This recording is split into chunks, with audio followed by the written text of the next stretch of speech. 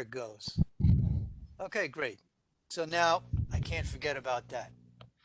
Good. So okay, just move that out of the way. Oh, more folks have joined us.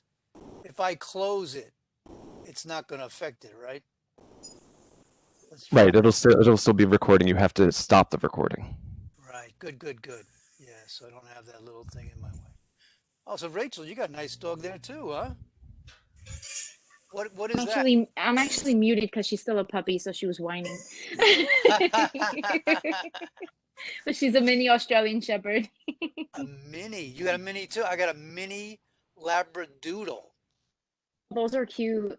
Yeah. Yeah, he's like 15 pounds maybe, as opposed to a regular. She's going to be about the same. Yeah. Yeah, mine. Just get him, Jim. Is that What? a new dog for you? What, Sherry? Did you just get that dog? Is he new?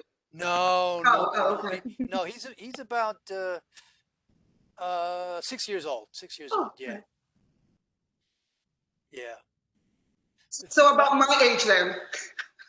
Ah, a funny story about that dog. I was resistant to getting a dog, so my wife and my youngest son Bryce, who's at that time he was only in sixth grade. Now he's a senior in high school, but or seventh grade. Anyway, they were pressuring for a dog, so they waited. I was in San Francisco at the ALA conference at the time, and I get a phone call from home uh, from Bryce saying, "Guess what? We got ourselves a dog." I couldn't have been much further away, but I got used to him. He's a nice little guy, except I knew what would happen, and that is I'm the guy that has to walk him in the morning. My son didn't, who just wrote this big long thing about how he was going to take care of the dog. That never materialized. So, but anyway, My daughter did the same thing, and now the dog follows me around because, I'm the one doing all the things. exactly. That's it. Parents. That's right. We know that's going to happen when we get that dog. So. But anyway, I got used to him. He's fine. He's fine. He's very well behaved. Anyway, so we're very close to starting, but we can still chatter a little bit. We got Dr. Sylvian's on the phone on it here, and I guess it's Dr. Rue, but he'll join shortly, I'm sure.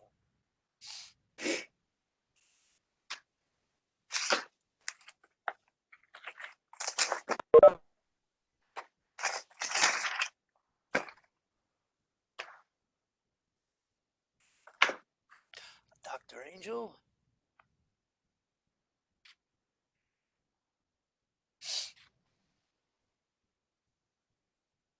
So, as you I mentioned, I'm sure because I spoke with each of you on your advisement and student advisement.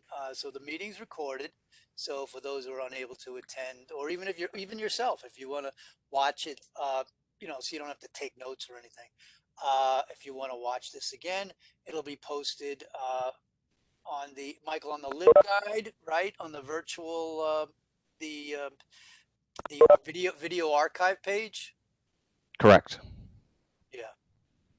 Would it also go in 270 or no? Yeah, there's a space for it in 270, so I'll upload it to 270, and then it'll be also made available on the DLIS Media Archive page of the LibGuide. Okay, that's cool. Well, folks, it's 6 p.m., so let's get rolling. My name is Jim Vorbach. I am the director of the program, and let me share my screen just to give you. Okay, share content.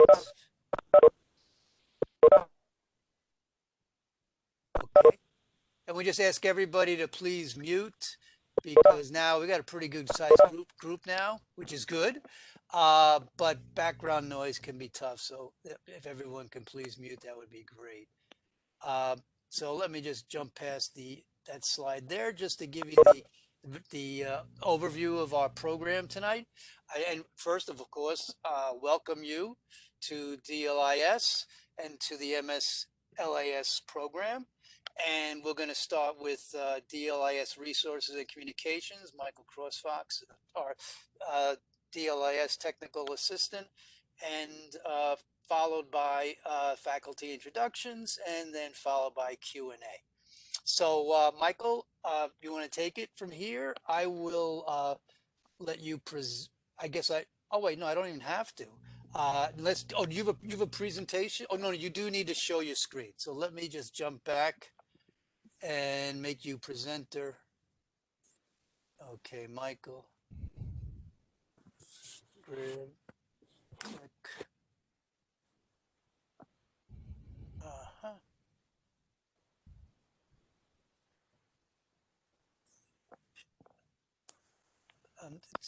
It's not responding when I'm trying to make you. Michael, maybe you want to unmute first, then I can. Yep, unmuted. You are unmuted. Then why is it not letting me make you the presenter?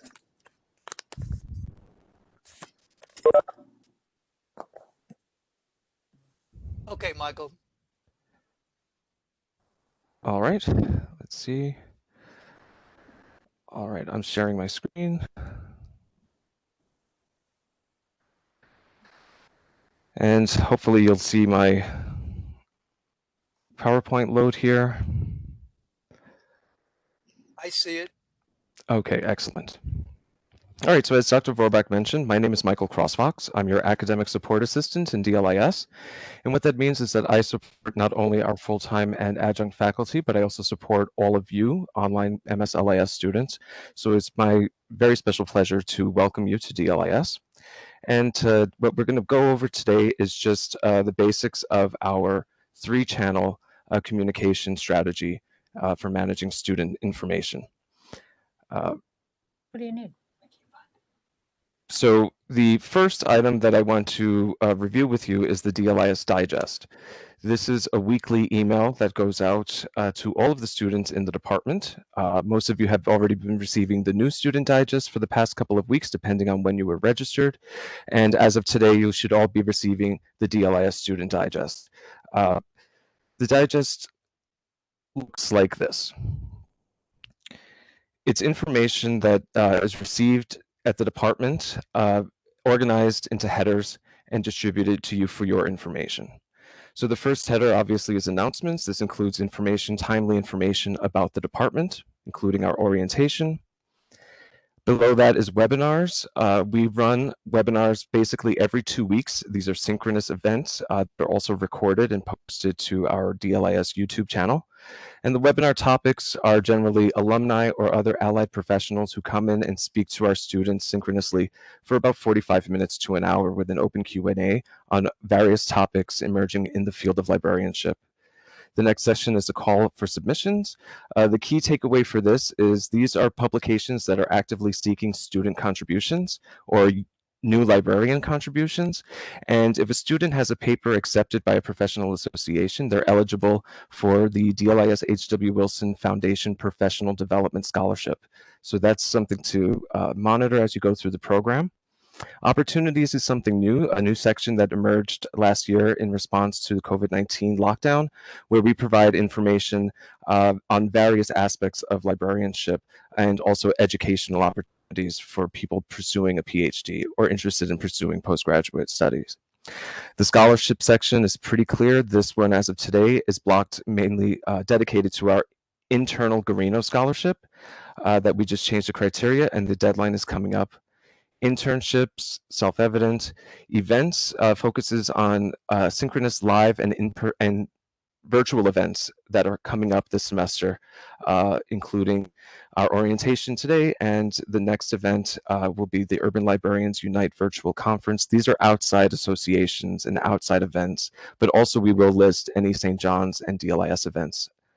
Resources, again, this is a new header related to outside resources. I highly recommend that you take a look at Hack Library School. It's a blog maintained and managed by current library students and recent library school graduates. So there's a lot of information about the various programs and information about study abroad programs and transfer credits and people, the testimonies from people who have actually undertaken those endeavors. And the final column at the bottom, or the final header at the bottom of the digest, is jobs. We generally list 10 jobs here per week, and they're arranged chronologically. The oldest ones are at the top, and the newest jobs that we've discovered are down at the bottom. So most of these links, you can see the blue links on the digest, most of them will lead you to our division blog, which is where a lot of the information lives. We get posts, and I clicked the John Garino Endowed Scholarship Fund, so it took me to the John Garino Endowed Scholarship Fund page. But our homepage, we consolidate all of this information that we receive in the department. So we get postings from local libraries and from other information centers and cultural centers around the country. They want to recruit from our library program, so we get exclusive postings that way. We also get announcements for internships and scholarships. So all of that is aggregated in the blog, and then new links, new blog posts are included in the digest and mailed to you directly.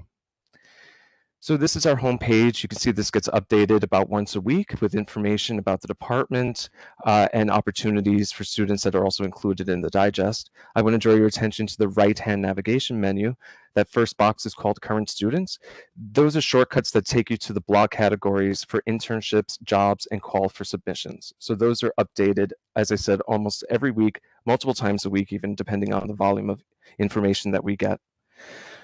You can also find the correlation between our digest headings and our blog categories. And if you scroll down to the bottom of the blog in the footer, you can just identify which categories you're interested in and be taken to a page that summarizes all of those blog posts that are tagged or categorized as events, or if you're looking for scholarships.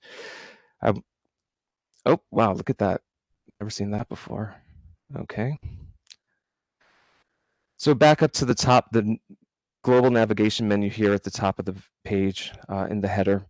You've got programmatic information about the MSLIS, course descriptions, and information about our management certificate, which is an advanced certificate you can earn while you pursue your MSLIS.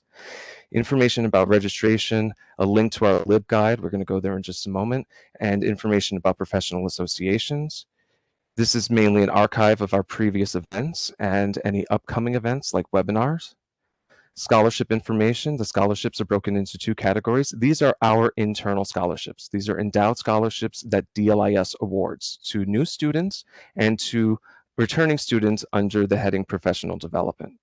We also offer 2 fellowships in DLIS. One focuses on social justice in LIS, and that's the Brother Corey Fellowship, and the other is a cultural fellowship in partnership with the City Center.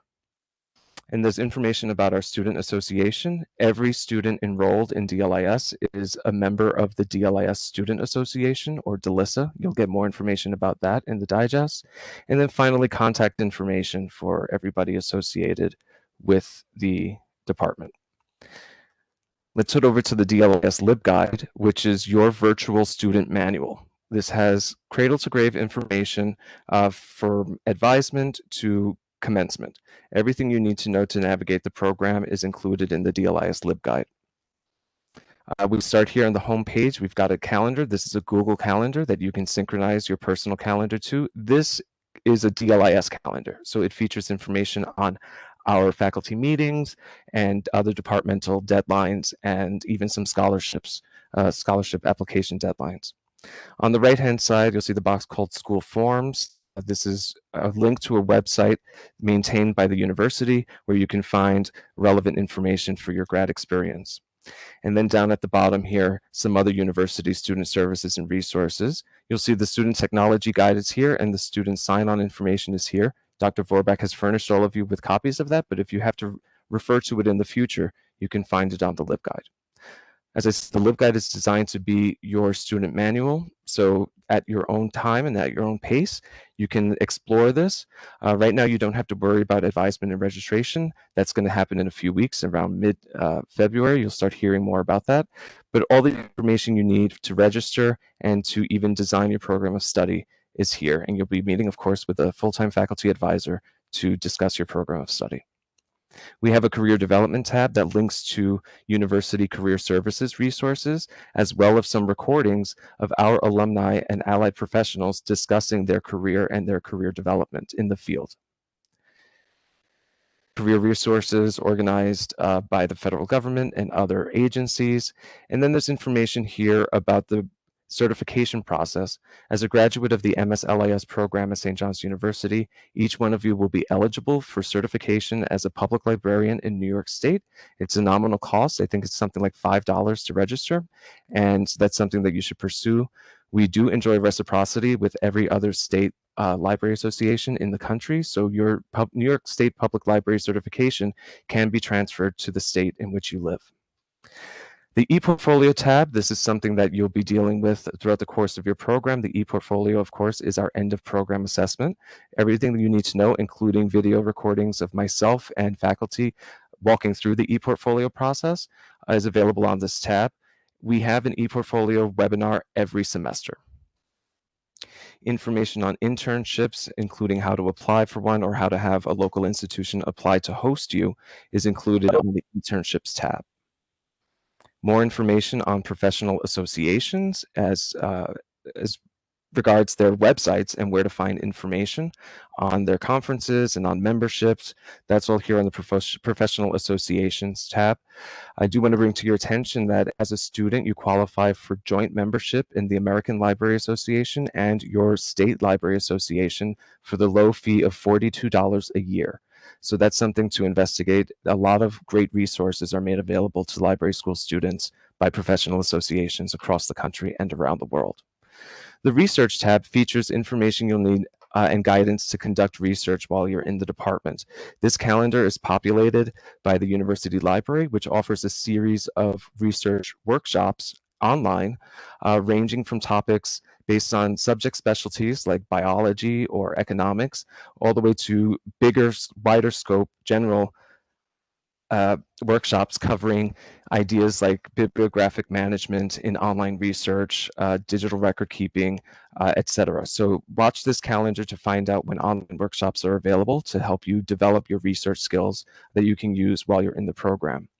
Also here on the left, research resources. This includes a link to the University Library online services, and that's another guide that explains how to access university library databases from off campus. So that will prove vital to your scholarship.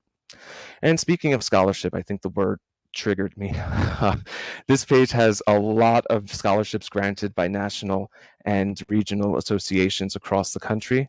These scholarships are not maintained by St. John's University or DLIS. They are outside scholarships. The university will accept any of these scholarships if you're awarded. And finally, the video archive that Dr. Vorbach mentioned earlier. These are links to our YouTube page. You can see the most recent being the LIS 270 walkthrough, which took place on January 11th. That's on YouTube. It's also in LIS 270. And a number of recordings, including our DLIS webinar archive. In the spring of 2020, we had to divert focus. We had our usually scheduled, or normally scheduled webinars, but we got together with a community of alumni and even faculty at St. John's University to put together a series of talks centered on libraries' response to COVID. And that happened in April and May. And so it was very early on in the lockdown, and we heard from panels of public library directors, panels of academic librarians, panels of archives and records management professionals. So it's really interesting, and I think it is still timely since we're coming on a year of lockdown, at least in New York City and other parts of the country. So there's a lot of information here to peruse. You'll be familiar with this. The LibGuide is updated every semester. So the information here is pretty specific, especially vis-a-vis registration and advisement. But otherwise, these three channels, your digest, your blog, and the LibGuide are the primary sources of information for our students while they're in the department. So that's it. I'm going to end my spiel here. But before, I just want to bring some important dates to light. I call this housekeeping. It's generally the last slide of every presentation I do. As you know, the first day of class is tomorrow, so try to get some sleep tonight. The DLIS General Meeting and Executive Board election will be held on February 11th. That's the first DLIS webinar for the spring semester. It's just going to be us talking about setting goals and what we think the DLIS agenda should be for the rest of the year. The last day to drop out without a transcript notation, to drop a class without a transcript notation, is February 17th. You can talk to any of the faculty about what that means. We won't be having a spring break this semester, but we will be having Easter recess, and that'll take place from April 1st to 5th. And finally, the last day of class for this semester is May 4th. If you have any questions, you can contact me directly. My email address is on the screen. It's cruzm@stjohns.edu. And again, I want to welcome everyone, and I look forward to working with all of you over the course of your program. Michael, thank you very much. That was a lot of information in a very short period of time. I guess you took my advice and had a couple of Starbucks ventis to get all that information squeezed in, you know? I tell you, that's a lot of information. Okay, folks, we're going to move on. Thank you again, Michael. I see, I'm just going in, looking at the list on my screen here as far as faculty introductions. So I see Dr. Christine Angel right here. And so Dr. Angel, please unmute and take it away. Hi, I'm Christine Angel, and I teach the courses and the core course in Organization of Information and anything that has to do with museums and archives. So this semester I'm teaching Museum Informatics, and then that course we're going to be doing a virtual exchange workshop in April with students in Germany. And then within LIS 203, I'm teaching 2 sections of that, and we are going to be doing academic service learning projects. And in both classes, you'll be working with blogs and posting your objects or your assignments, which consist of artifacts from archives and museums, to blogs for public consumption. And so you will be published in the classes. And I also teach classes in records and information management. That's just starting up recently. And this summer, for the very first time, I'm supposed to be teaching another archive/records management course, which is fundamentals of data curation.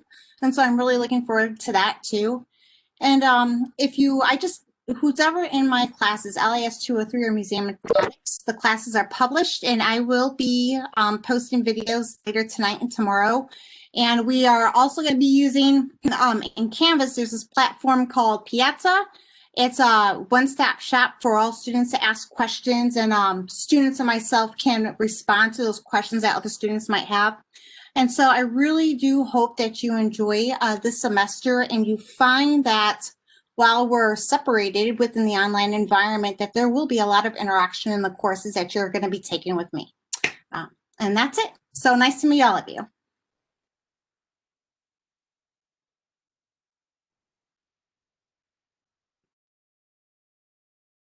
Vorbach, you're muted.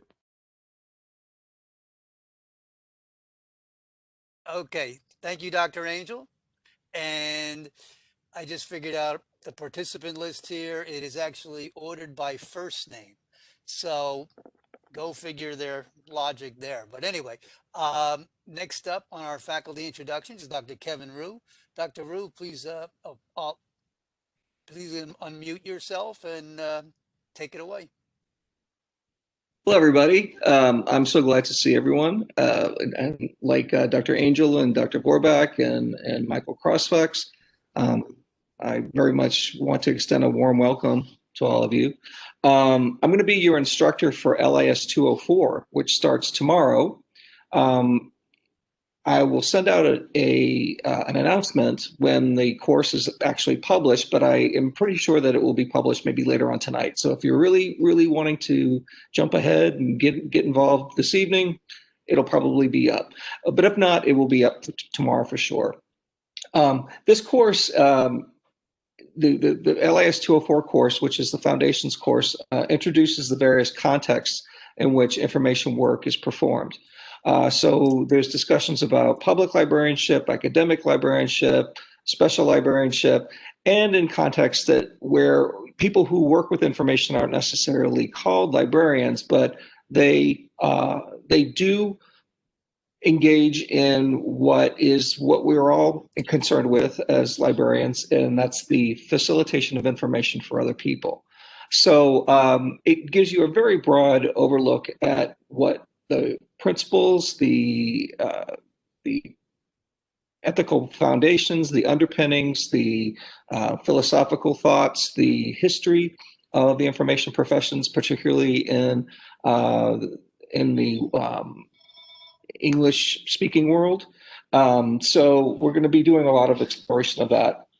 We're going to also talk a lot about the way that new knowledge is created. In particular, we talk about how ideas are being disseminated, and this is the concept of scholarly communication. And so we will talk about how new knowledge is, how we don't have to reinvent the wheel every time some new knowledge is necessary. It is there's a specific pipeline for it, and we're going to discuss that as well. So there's going to be some extra emphasis on citation methods and management as well, because that's a necessary skill for you to have as you proceed through the program. So we'll be talking that as well. The reading load in the course is significant. You know, for those of you who are looking to be librarians, I don't think reading is so much of a problem. But there is. This course and all the other courses does require a great deal of time management on your part. So you're responsible for a lot of the absorption of this material on your own terms, because these are asynchronous courses. So it's very, very important for you to be able to manage your time well. And this is a seminar, so you're contributing to other people's learning and vice versa. So there's going to be a great deal of discussion with your classmates, and that's how this course is designed.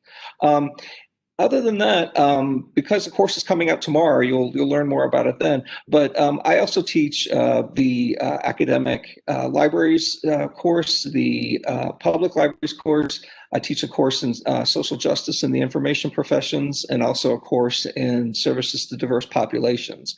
So if you're interested in those topics, I very much would like to talk with you. We can talk on the phone. We can talk this way via WebEx or Zoom, but it's really important to keep the lines of communication open, and we're very open to contact with our students. So if you just reach out to us, we'll reach out back to you. If you have any questions or if you need any help.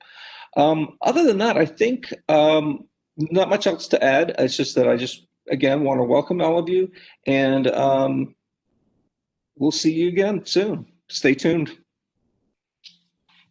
Thank you, Dr. Rue. And next up on our faculty introductions is Dr. Kristen Sylvian. Dr. Sylvian is in the, oops, sorry about that. Kristen, can you unmute? Okay. I think great. that I'm good now. Yeah, my apologies. I ended up muting you. That's okay, Jim. It's hard to mute me. I thought, never mind. Go right ahead, Kristen. Well, Jim, I believe that you were reminding the students that I am jointly appointed in the history department, and as a result, direct the public history program. And I may already be known to some of you if you're in the dual degree program that awards a Master of Arts in Public History. Well, you can probably guess from that description as a result that if we don't know each other through the dual degree program, we probably won't cross paths until you're ready for some elective classes. And I hope that when you are, you'll consider taking my oral history class that is starting on Monday night, for example.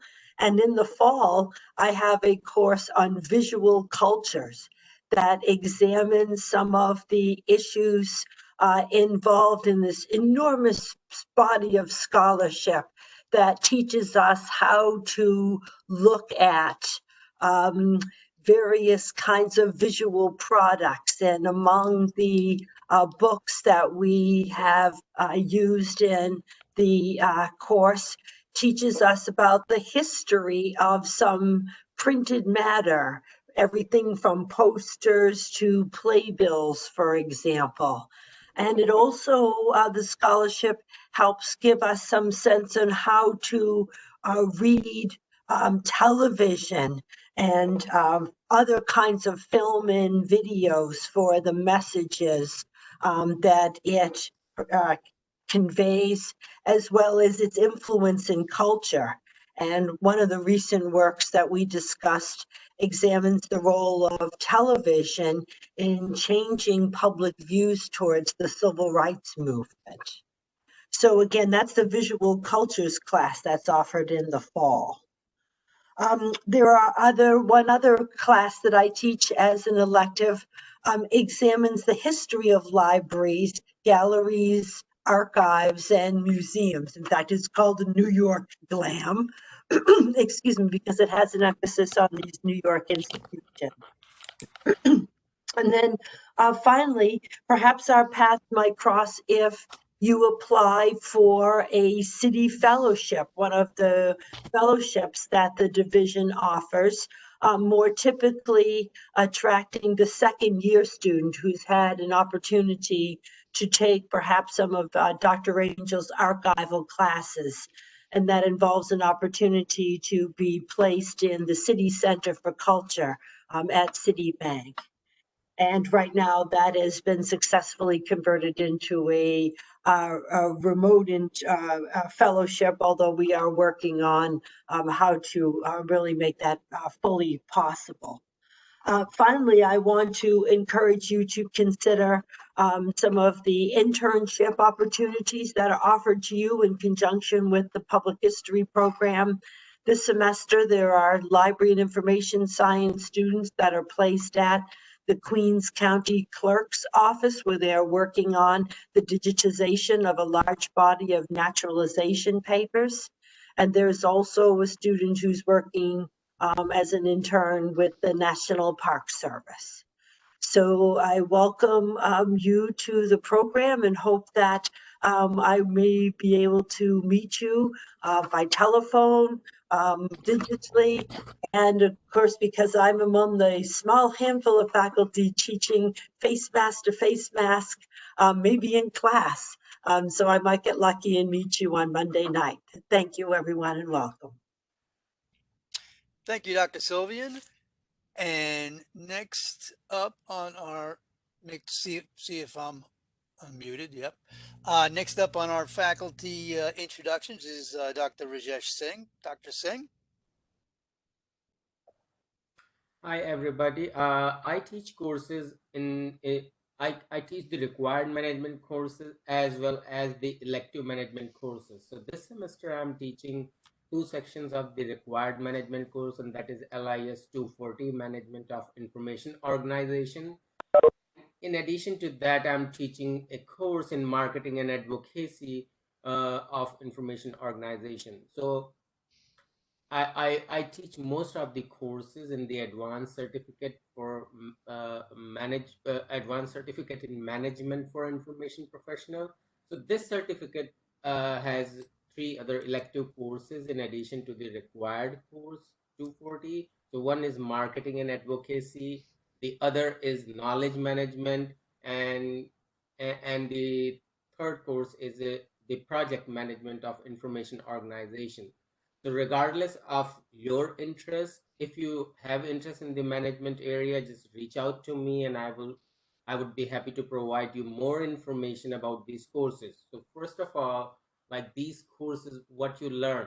I mean, one of the unique features of these courses are that each of these courses we will be using some case studies or problem-based case studies or scenarios. So that Those things are designed to help improve your decision making, your problem solving, analytical thinking, critical thinking skills. And at the same time, they're pretty much kind of highly engaged activity in the course. So after taking your courses this semester, for semester 204 and 205, you will have opportunity to meet with other returning students in your other courses, and you might want to chit chat with them about, they have already taken the management course and how they have felt it. So you will be learning a lot of valuable activity, skill set. For example, how to create a strategic plan, marketing plan, project charter, knowledge management action plan. I mean, regardless of, I'm not trying to be biased, right? In order to be very impartial, project management skill is one of the most valuable skills for information professional. And if you have those skill set, then you will be in great demand. So out of all those courses, I'm just talking about one course, okay? So in addition to that, I also teach courses in cultural competence, and in this summer I will be teaching a new course in fake news and misinformation, if this interests you. So I'm looking forward to working with you. Thank you. Thank you, Dr. Singh. And next up on our faculty introductions is Dr. Shari Lee. Dr. Lee. Great. Okay, so again, welcome everyone. It's really nice to see so many of you here. I'm going to start off with the things you really need to pay attention to. These are just some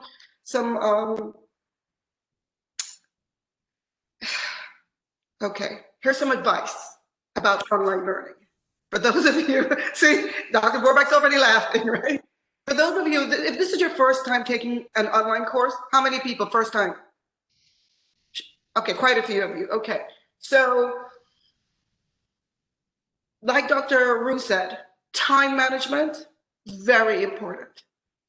In an online course, you cannot sleep in the back of the class and ace the final and be okay. You really have to engage, okay? So however the course is structured, you have to do your part. The information will not, by osmosis, transfer over to you through the computer and into your head. That will not happen. So you have to read. In my course specifically, you have to read everything, okay? Start off by really reading the syllabus. Did everyone receive my welcome email? Right, yeah, just read it. It's just to give you an idea of what to expect and what I expect. So it gets you off on the right footing. If you read everything that you need to read, you're 90% okay. That's really how important it is, okay? That's it for online learning. Now, graduate school. Everybody first time in graduate school? Okay. It's not the same as high school. It's not the same as undergrad, right? It's a different way of learning. You're expected to become critical thinkers. So it's not about me telling you what it is and you repeating it back to me. So you have to read the material and figure out what you think, what makes sense. That's important. It's a part of the process, okay? So those are the two things that I want to sort of stress. Now the fun things. I teach all the youth services courses, the best fun courses. So if you're interested in youth services, feel free to call me, talk to me, email me, text me. My phone number for everyone.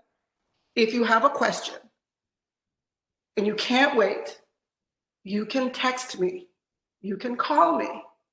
My cell phone number is, get a pen, get your phone, 310-703-2561. I'm always available, always. It doesn't matter if it's 1 o'clock in the afternoon or 1 o'clock in the morning. If I'm not available, I'll respond when I see it. Don't worry about that. You're not alone, you're not isolated. I'm always available, okay? So those are the two things. It doesn't matter what time it is, you can always reach me. You can also use the the tools in Canvas to reach out to me, or you can email me. So you have several ways of contacting me if you have an issue with the course, right? If you want to have a WebEx meeting or a phone meeting, that's also fine, not a problem. But you have to let me know if you have a question or you have a concern. That's how it works, right? You feel free to reach out. You can reach out to me 3 times in a day, 4 times, it's fine. If you have a question, it means that I wasn't clear in explaining what I needed and I need to clarify, so it's perfectly fine. Okay, so besides the youth services courses, I also teach the core course you're all probably registered in, LIS 205. This course complements Dr. Rue's 204. So in 204, you're dealing with more of the theoretical underpinnings of why we do what we do in terms of providing information services. In 205, we're dealing with the what we do. Reference services, how do you do things? How do you find information? Where do you go? What do you do? What kind of resources are available? So those are the things we'll be looking at. This is the nuts and bolt course of the program, really. So that's why it's one of the first courses you'll take. If you do well in this course, you will do well throughout the program, because it really is, with 204, it really does provide the foundation for what you will need to build on. I also teach some summer courses, pop culture and teens, a fun course if you're interested, and a teen space design course. So any of those things are interesting to you, you want to talk about it, let me know. But I invite you to explore the youth courses if that's not where you're inclined to to focus, because most people who try it tend to like even if you don't want to specialize, it's still a good thing to have 1 or 2 youth courses. Okay, so again, welcome everyone, and please, the course will 205, LIS 205 will be available maybe around 9 o'clock or so. I'm almost done with it. I'm just putting some final touches on it, so it should be available soon. You can start asking questions right away. Okay, so will LIS 127 for those of you who are enrolled in that, and LIS 125, which is the other youth course I'm teaching this semester. So again, welcome everyone. It was really nice seeing you. Thank you, Dr. Lee. And finally, the last up is myself. And my role as director is to advise all students entering the program. And the courses I teach are the LIS 239 core course, research methods, and in the fall and then in the spring I teach the web design course. I have a couple of slides because I like to just bullet some items for you. So let me switch to share screen again. Share content. Okay, let's go to the PowerPoint here.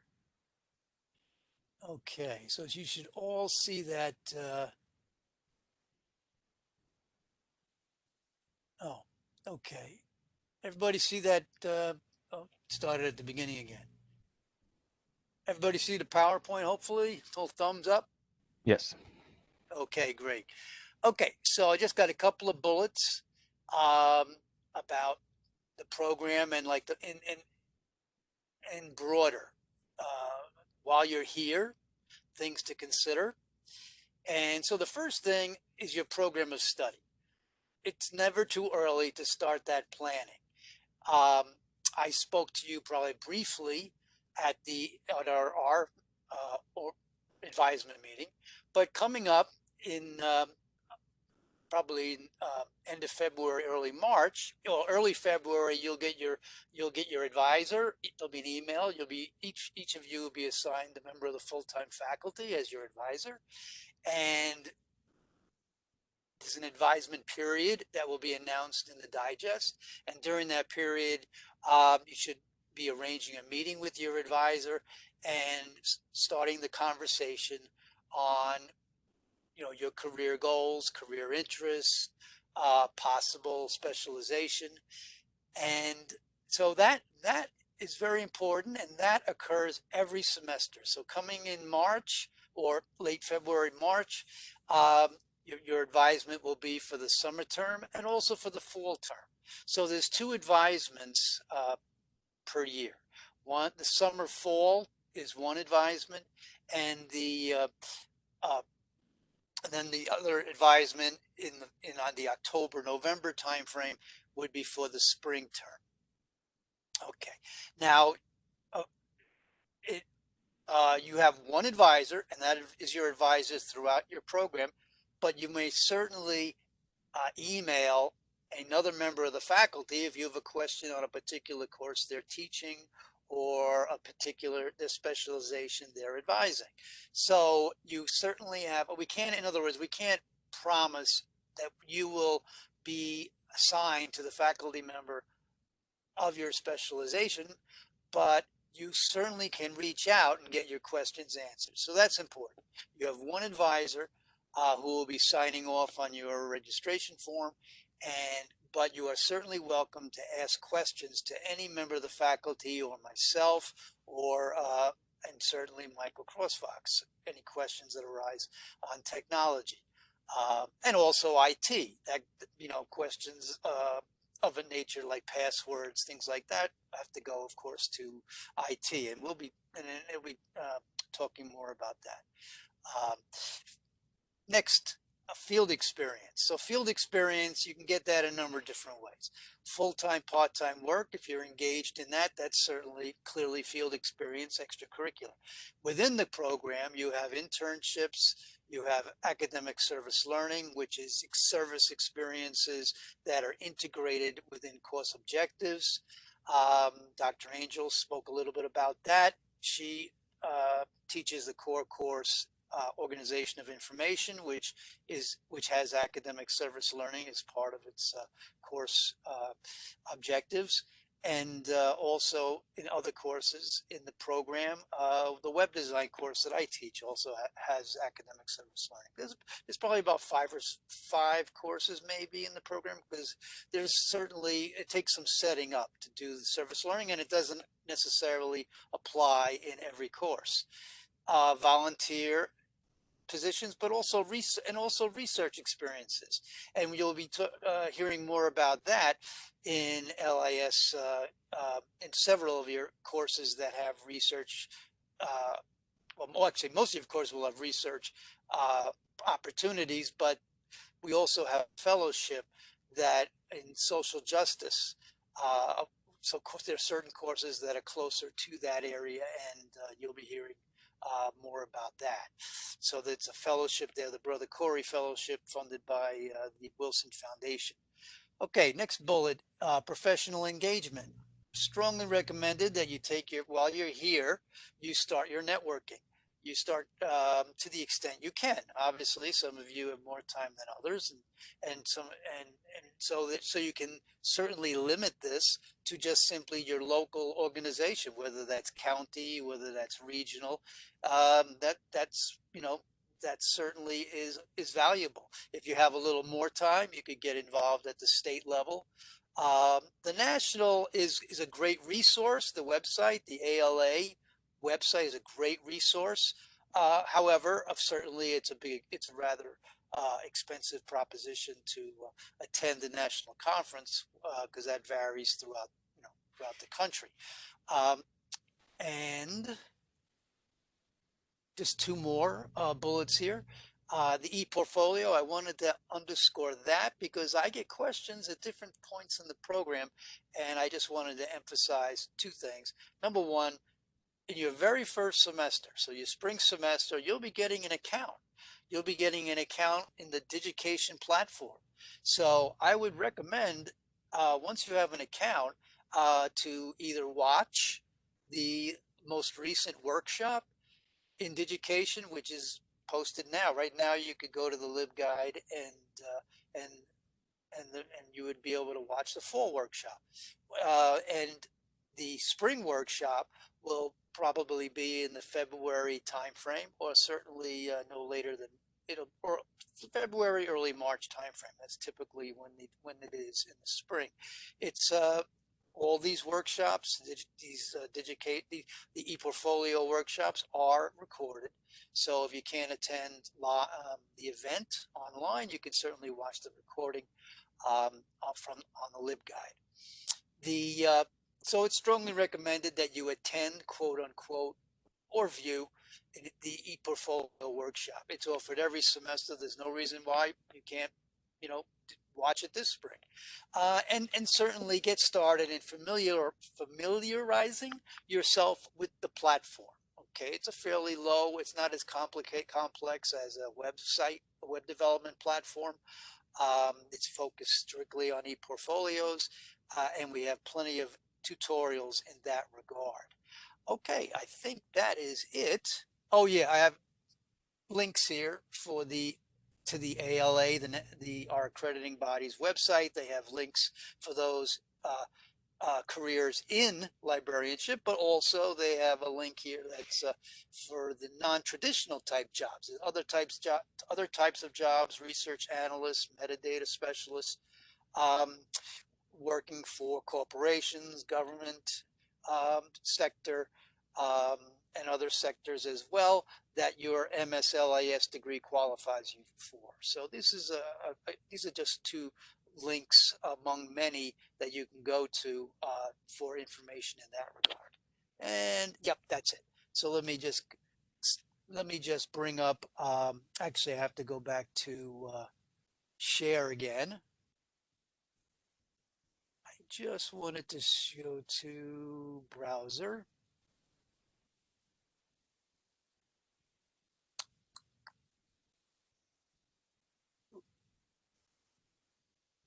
No, that's not. Okay. Okay, folks, you should have the blog on your screen. Is that correct? Yeah. Thumbs up? Okay, good. So the blog. The blog is a great resource. It's dynamic, as Michael Crossfox mentioned, but it has also some static information that I just want to underscore a little bit, and that's the fellowships. I mean, amongst a lot of important stuff here, I would suggest you take a look at the fellowships, the Brother Corey Fellowship or the City Center Fellowship.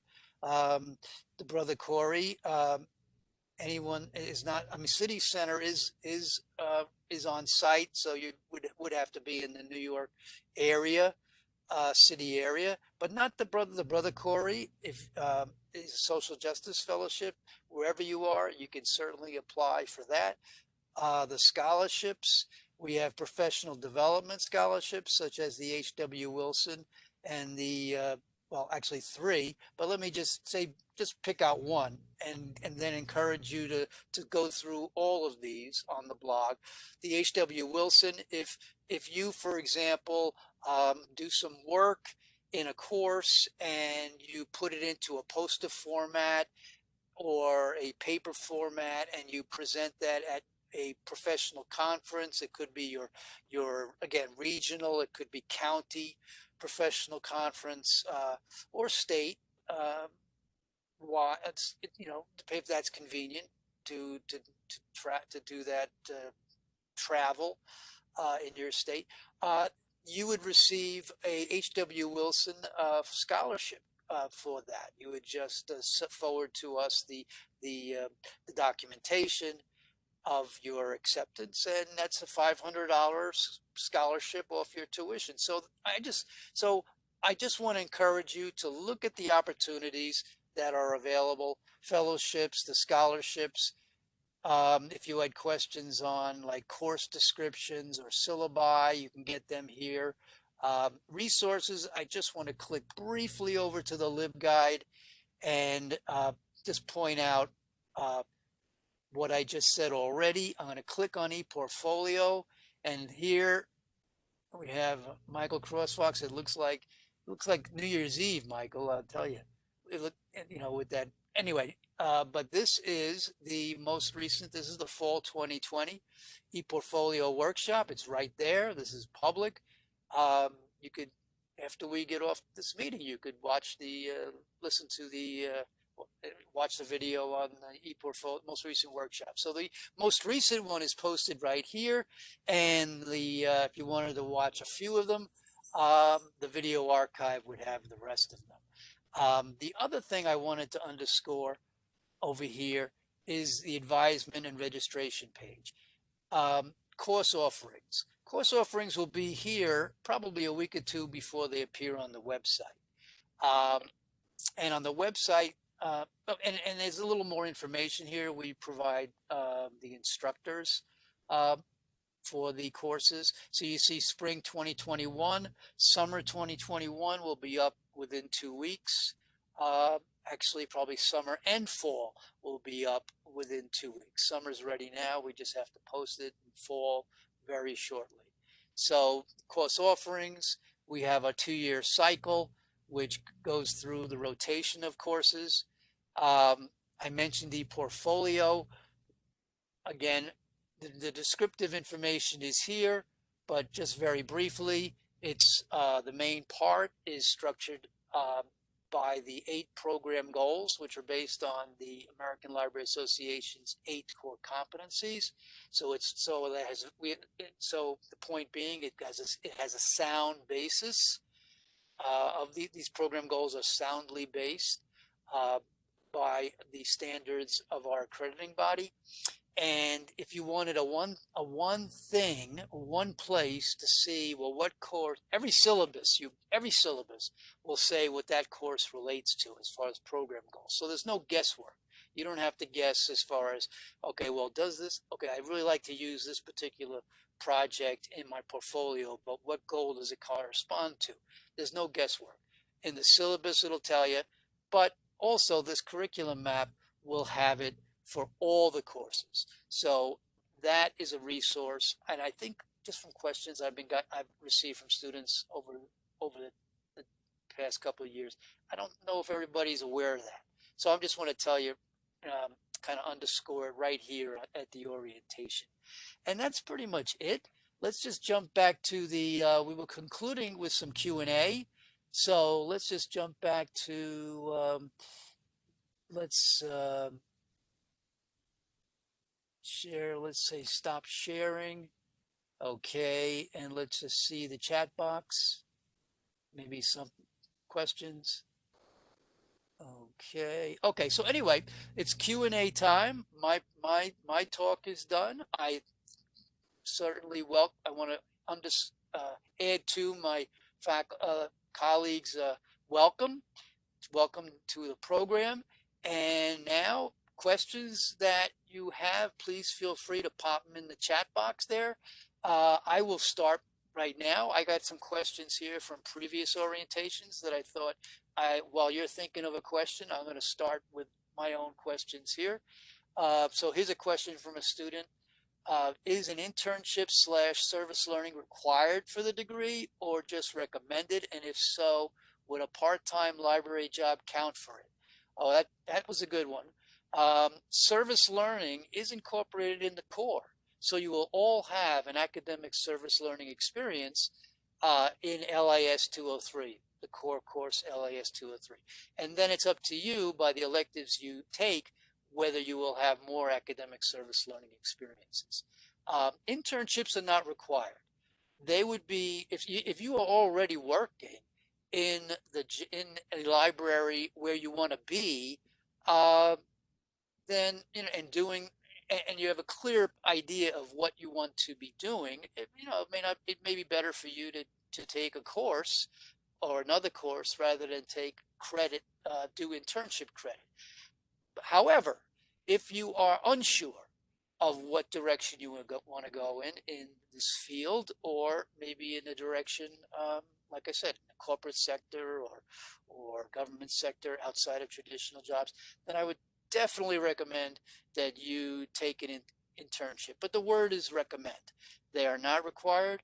They are recommended because some folks don't need it, and others should definitely take it.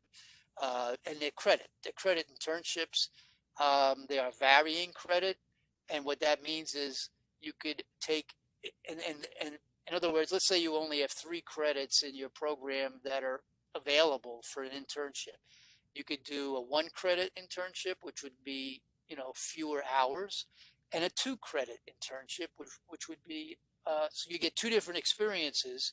The 2 credit would be more hours on site, and the 1 credit would be less. Or you could take a 3 credit internship. So that's what we mean by varying credit. It's between you and the site, how many credits, and your program of study, how many credits of the internship. Let's see, do we have any? Here we go. I got some questions. So let me stop with my questions. Let's go back to Kathleen. Are core courses offered in the summer? The answer is no. Core courses are not offered in the summer. They're only offered in fall and spring. And that has to do with it. The summer is a different structure. It's a 5-week session, and typically two 5-week back-to-back sessions, starting roughly first week in June, ending first week in July, and then the second session starts right up and ends in the sort of first to second week in August. So as a result, it would be a different course. It would be very difficult to have exactly the same course, 204, let's say, for example, in a 14-week semester versus a 5-week version. It would be a different course. So no, the core at this time, I say at this time because we have considered it, but at this time, no, they're not offered in the summer. But that doesn't mean, but we do choose the courses very carefully in the summer, and most do not have prerequisites because we have students starting in the summer. So if we had core courses as prerequisites, that would be very difficult for students starting in the summer. But so very few of the courses in the summer, though they're all electives, but very few have prerequisites. Okay. Can you explain the fellowships more? What is the application? Well, I think the best thing is to just refer you to the LibGuide. I'm not LibGuide. I'm sorry, the blog where I was at, and you can certainly email me. Also, the blog address. All of you kept that email from me that had your registration form attached. In that message, it had the address of the blog and the address of the LibGuide. And you're certainly welcome to email me if you no, you wouldn't. Don't say you deleted that message from me. Just say you can't locate it. Just never mind. You're more than welcome to email me if you need the address for the blog or the address for the fellowship. The reason is the application process is different. The Brother Corey is one application process. All the details are there, and then the city Queens Library is another totally different application process. We also have an application for one of the scholarships. Okay, the Garino Scholarship, because it's service based, and so you would just simply write a short. I would recommend you go to the Garino Scholarship and you take a look at that. It's service based. So you write briefly about your that's the application for that is quite simple. Just write a brief, I think it's 200 to 300 word statement about your service, and that's the Garino. So anyway, they're very different. The fellowships, the 2 fellowships, and the Garino Scholarship application process. So I refer you to the blog for that. Difference between service learning. Okay, academic service learning. The internship is not connected to any course. Okay, so that's the main difference. Internship is simply an internship. It's an experience, a field experience. It's for credit, but it's not connected. It's its own course. LIS 269 is internship. Service learning is integrated into the course. So service learning is part of 203, included in 203, included in 238, web design, included in several other courses. So it's integrated within the course, and it's integrated differently. It really depends on the course, the requirements of the service that's involved, and what the deliverables are. So it really vary from course to course.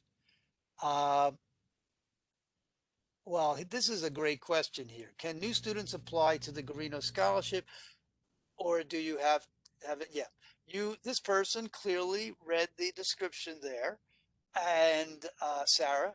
And I would say, because it hasn't been awarded, I would say that new students, I would definitely, even though I know it says that you need 6 credits there, I would apply. Okay. Because we really, you know, want to award the Garino Scholarship this year. So if continuing students, are not applying and we have a new student who's applying, we will certainly consider that. So I would definitely go ahead and apply as a new student, and because this year we would make that exception this year. Um, this year meaning, well, again, so the deadline I believe is coming up. It's February, I believe the 8th. But again, go to the blog, look at the description, and the details are there. Or email me or email Michael Crossfox, and we'd be happy to answer. If you have any other questions in that regard. Okay, I think that fellowship. Oh, Michael just gave the blog URL right here, sjudlis.com. That's the blog /fellowships. So that'll get you to the fellowship section. But yeah, but just FYI, the first part of this URL, sjudlis.com, that's the blog homepage. Okay, just so you have it here in the chat. Okay, scrolling back up. Okay, did I miss something? Nope. And let me scroll back down because I still have one question, I think. Okay. Here's a second question from a student in a previous term. Will we be making connections to possible internships? Okay, well, basically the question is, I see it's referring to a class. Well, it's not. The internships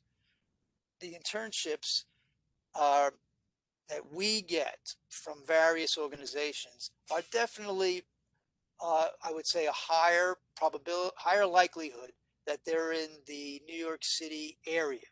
We do get some outside the New York City area, but most are in this area. So what does that mean? So wherever you are, if you're in Colorado or you're in Florida, by all means, go to your local public library, go to your local historical society, your local museum, go to a place that's local, and introduce yourself.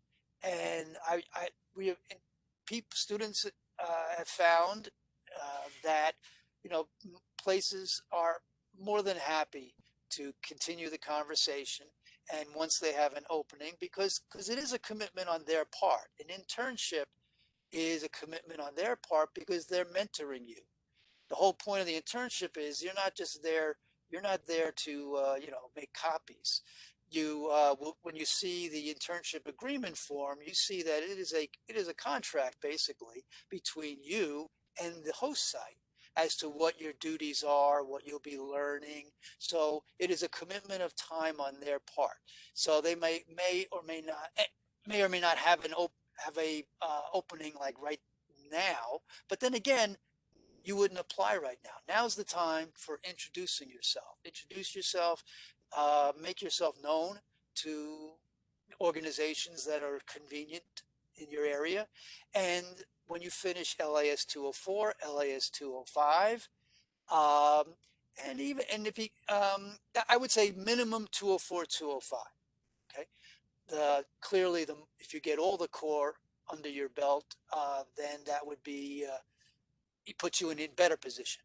But I mean, sometimes an opportunity comes up, and that's why, yes, if you have at least 204, 205, when that opportunity comes up, I, and the host site is agreeable that you have those 2 core and not the complete core set, then by all means go through, discuss with your advisor, your faculty advisor, and go through the process of completing the internship agreement form with your host site there. Let's see, any more questions here? And then finally, I have one question. Will we as online students have access to the St. John's Library to perform research? And that answer is absolutely true. Absolutely true. And Michael Crossfox had that in his presentation there. That information is also on the LibGuide. If you have any difficulties, I sent some information. There's 3 documents that talk about St. John's systems, and as part of that is the access to the library. So if you